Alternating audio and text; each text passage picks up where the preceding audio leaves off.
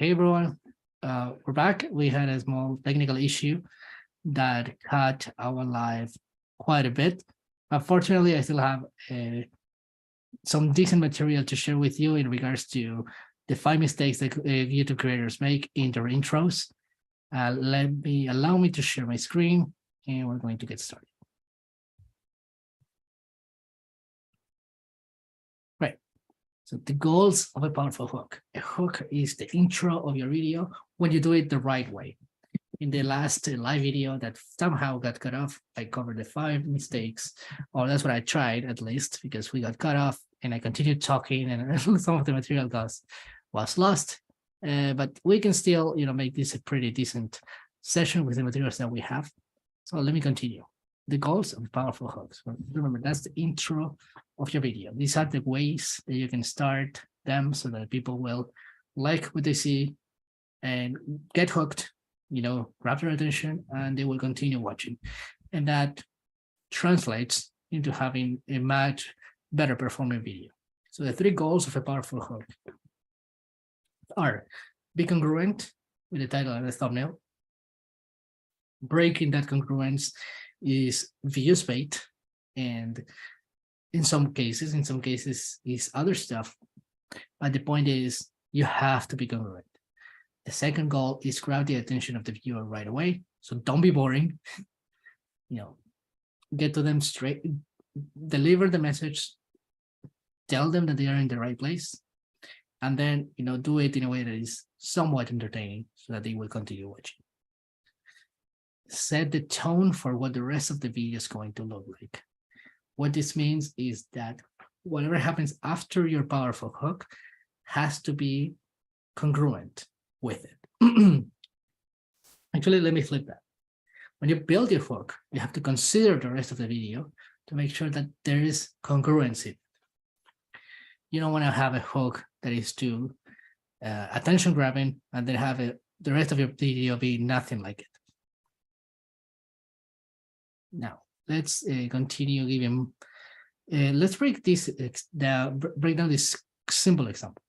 Hooks that are congruent with the title and the thumbnail deliver on the reason viewers clicked.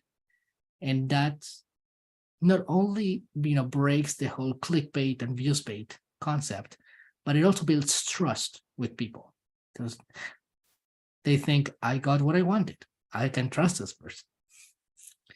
A video called 5 Mistakes That Limit YouTube Growth needs to talk about YouTube growth immediately. Your words and visuals don't need to match exactly the title and the thumbnail, but at least you have to stay on topic. So I could, if you click on a title on a video called 5 Mistakes That Limit YouTube Growth, I can start a video like this. Hey, this is Patrick. These are the 5 mistakes that limit YouTube growth. So in the first 5-10 seconds, I said what you wanted, right? What you came for. That's that's what we call the lazy hook, but it works. It's good enough, and it's way better than any of the other 5 mistakes that I covered in the last live stream session that I tried to cover. Never mind technical issues. The least that your hook has to accomplish is to stay on topic. I want to repeat that. So that's the least that your hook should do. Now, this is the fun part. There's a term that I developed called pattern disruption. Pattern disruption is to show or say something unusual, sudden, unexpected, or exaggerated. So let me say that again. Disrupting the attention means to show or say something unusual, sudden, unexpected, or exaggerated. And the hook is the best place to implement pattern disruption. Let's see some examples of how this works. There are 5 tactics that you can use, 5 different ways that you can implement pattern disruption so that your hooks are effective. Again, you can use the lazy hook, and then these are the 5 mistakes that YouTube creators make in their intros. You can say that. It works. Applying pattern disruption is the difference between an average doing video and an overperforming video. So you want to get a lot more views, a lot more watch time, and really grow your channel. These are the 5: challenge, general common sense, or audience assumptions. So remember that one. Number 2, lead viewers in one direction and then send them to another. Combine seemingly contradictory elements. Shift the pace of the video in terms of visuals and audio. Shift the pace in terms of the video angle. That will need more explaining, but you're gonna love it. So 5 pattern disruption strategies. Let's start with challenging common assumptions, common sense, or audience assumptions. To challenge common sense is to say things that mainstream would disagree with, right? It's also showing something that they're familiar with, but never saw in the way that you made it. When you know your audience, this is, and this is extremely important. You have to know your audience. You have to know who you're talking to, who you're making content for. When you know your audience, you know what they believe in, you know the ideas that they have about your niche, and you can question them, and question them will draw their attention in, because their brain is going to tell them, am I wrong about this? I never thought about it that way, you know, making people feel smarter, but at the same time, questioning them is going to help you pull their attention. And that's a way of disrupting the pattern, because whatever you're saying or showing somehow is different to what they're used to, and even contradictory. That's why it's common sense, right? Audience assumptions. So common sense could be anybody's assumption. For example, well, 𝘂𝘁 is really a genius at that. He shows up at your door with a bag filled of cash, and he says, I have $10,000 for you. That challenges common sense, because we don't think anybody normal would do that. So there you go. When you challenge your audience's assumptions, you're thinking things one step further and say, what is it that they believe that I can do, you know, to surprise them, basically, or shock them? So if I say, you can make a living from YouTube without posting videos, you know, that would probably draw your attention, because you don't think that's possible, right? Again, when the brain says this is not possible, you are getting attention. Next, pattern disruption tactic. Leading viewers in one direction and then send them to another. So this can be applied to a macro level or a micro. You can make the whole storytelling of your video going in one direction and then make it short, right? You can do that. But what you can also do is to do it in a very small level. For example, say one sentence, and then the next sentence say something contradictory, something opposite. For example, if you're watching this presentation and I tell you, never start your video by introducing yourself on your channel, that's what I said earlier. If all of a sudden I tell you, I said, but if you really want to go big, you should introduce yourself on your channel. So if I put those statements together close enough in the video, you're going to go like, what did he say? He just said this and now he's saying it. Like, that gets your attention because it's confusing in a good way. It's not too confusing so that you get turned off. It's confusing enough for you to say, hey, I need to know more. So that's when you do it on a micro level. When you do it on a macro level, you can think of important stories from movies and series where, for example, the bad guy turns into a good guy turns into a bad guy, or maybe they didn't turn into bad guys, but actually we're bad all along, and we're playing like double agent. When you see that the hero of a movie has a certain mission, later on in the movie you find out that that mission actually was conspiring against his best interests, right? He said, oh, I have to do this because I have to, I don't know, save the world. And then at some point of the movie, he finds out, well, but new information comes up and say, if I continue doing this, I'm going to destroy everybody. That kind of deal. And you've seen it in movies and series. And that is pattern disruption. Set up the scene in one way that viewers can predict. This is also useful. Get in their head and set up the stage so that you know what they're thinking. and then go another way and do something unexpected that they didn't see coming. And that is the example I just made about, mistake, don't present yourself on your channel. But if you want to go big, present yourself on your channel like that. I set you up to do that. So even before coming to the video, you could have thought anything, but I don't know everybody who's watching my video. But if I do the setup, I'm going to, have a more control over this pattern disruption tactic.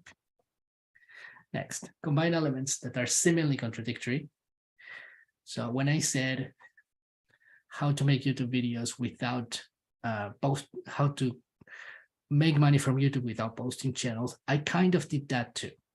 Even though it qualifies more as a challenging assumptions, what I also did is to present opposites.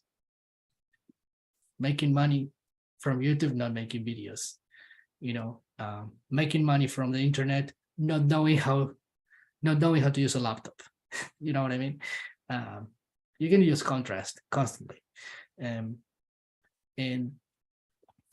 another way to do it, those are activities, right? Making money. But you can also think about characters and places. For instance, what if I told you a story? What if I told you that I'm making a video about a Catholic priest going to a synagogue? So these seem to be, religions that, they kind of fight with each other. What religions are like, right? So they haven't always been super tolerant with each other, and they believe different things. And having somebody who's like too religious from one belief system going to a place where everybody believes different, that is contradictory element, and that would draw your attention. So a Catholic priest going to a Catholic church doesn't stand out. It's normal. But if you flip it like that, you're getting a different kind of attention. It doesn't have to be religious, obviously. It could be anything, really. You can also take a character that people know and flip its personality. I like to use the example of Batman. Imagine if Batman didn't punch bad guys. Imagine if Batman was too sensitive about the people that fought with him. Or, I don't know, anything. Imagine that that a cute character like what could it be? I don't know, somebody or something really nice ends up, it turns evil or turns violent. That's how you play with opposites. That's how you use this tactic, combining contradictory elements. What if you have a rich person doing poor people work? What if you have a poor person donating all his money to a cause? That's, again, rule of opposites. You have to think about roles, you have to think about characters, places, circumstances, etc. The key is that they have to be opposite. It's as simple as that. Let's keep going. Shift the pace in terms of visuals and audio. This one, I like it a lot. And not for the most part, but if you have a channel like mine where your main presentation style is talking to the camera, there is very special ways, easy to use visuals and audio to shift the pace. So what I did in my last video was that the majority of the video was me talking to the camera. And then at one point, actually, throughout the whole video, I add text. So I'm talking for a bit, and then boom, little text appears and disappears. Then another little text appears and disappears. Another, sometimes the whole screen gets covered by B-roll. So I play a clip.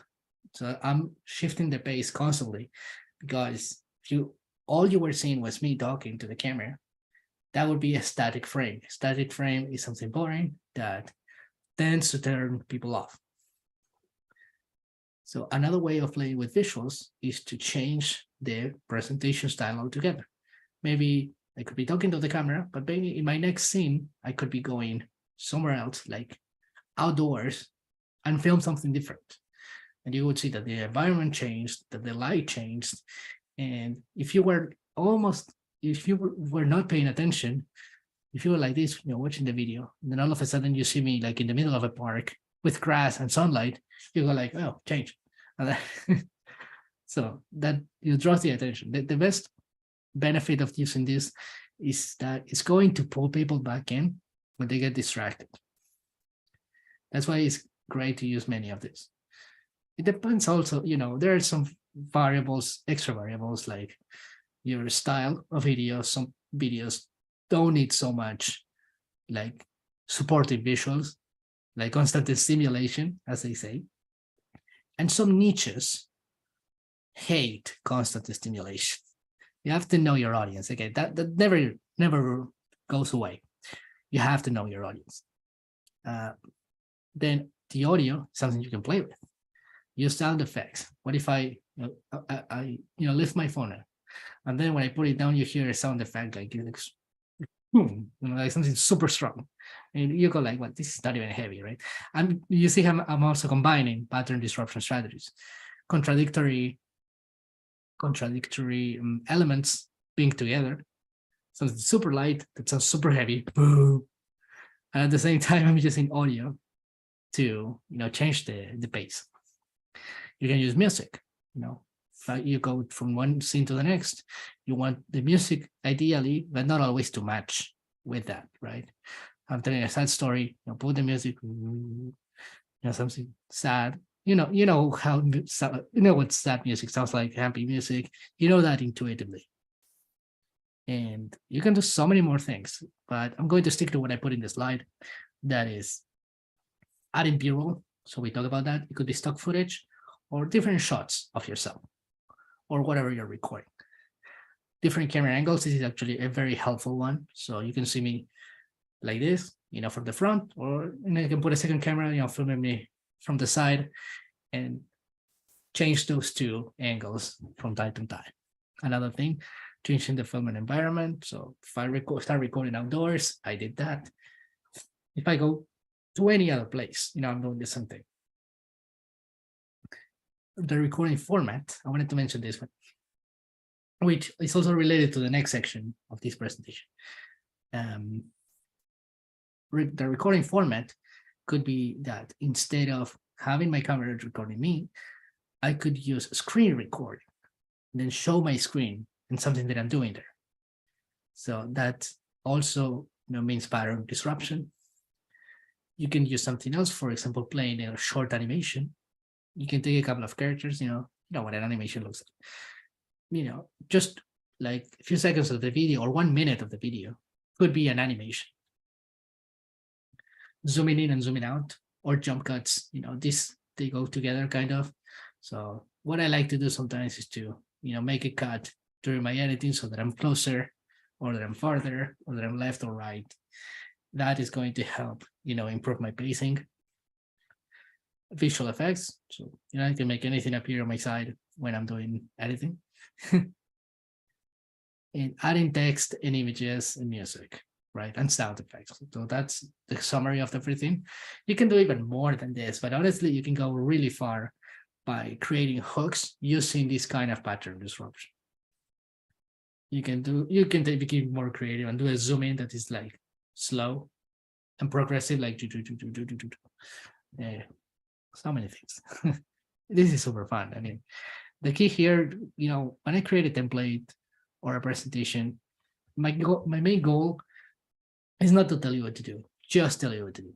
Is to help you unleash your creativity. Because these templates are not going to tell you what to say or what to do on camera or when you edit. They don't. I'm not going to be, unless you hire me to do one-on-one coaching or consulting or what I like to call coaching collaboration. Sure, I could give you straight up recommendations and say, do this here. But if not, the goal of my process, the goal of this presentation, and many of the other materials that I have to help you grow your channel is to give you juices, lots of creative juices. And then you are the creative person putting everything together into a wonderful piece of content. And that's what I love about this line of work. It's super creative and super entertaining. Last, pattern disruption strategy.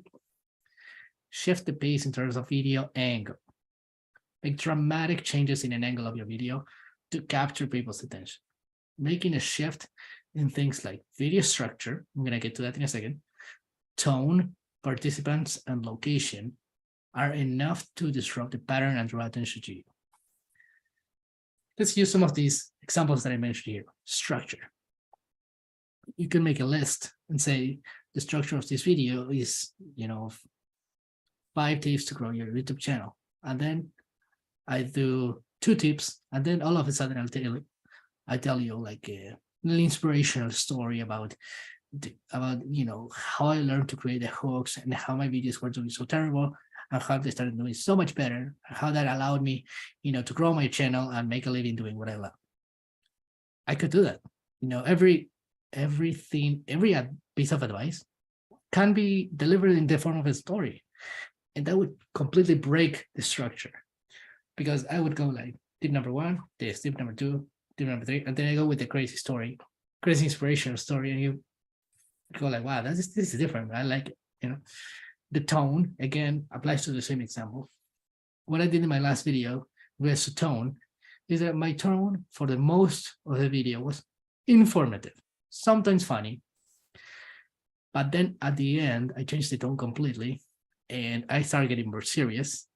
I started talking about negative stuff, and I started to giving you some, and I really like what I did there, which is to raise an ethical question about the way you create content. So the tone completely shifted, and this kind of changes draw people's attention. And I actually, in my last video, I did a very good job by keeping the attention of people until the very end. So my start didn't do well. The middle was okay, but the end was almost perfect. Nobody left in the last minute of the video. So that is all for pattern disruption. And I wish we had more time, to tell you more about creating a powerful hook. But due to our technical issue today, we got that disruption that we didn't want happening, and I don't have time to finish this. I do hope that you got enough value. I'm sure you got plenty of value, hopefully. I know this lesson is all broken. That's what this technical hiccup cost. So the lesson is broken. You don't have all the 5 mistakes that I described, and you don't have the end this presentation, but I still hope that you're walking away with a fair amount of value, and that you can actually, implement some of these strategies. And if you're mad at me and you say, hey, Patrick, you just delivered you did a half, you just delivered 50% of the presentation, I want the rest, feel free to harass me in the comment section, and I will probably deliver unless you get too rude. If that's it, let's have a look at the channel. All right, great. So I'm going to fix some of the technical stuff over there, and hopefully this won't happen again. And I'm going to stop sharing my screen as well. And there we go. Thank you all for coming. Again, we will have a better session, a fully delivered presentation next time. But that's all. David, do you have something to share? No, I don't. I just appreciate all of your work. Thank you so much. You're most welcome. I was happy to show up today. I found this really cool, in space background. Yep, love it. Nice. All right, so we're going to stop recording, and I will look forward to see you and everyone next Friday. All right. Good.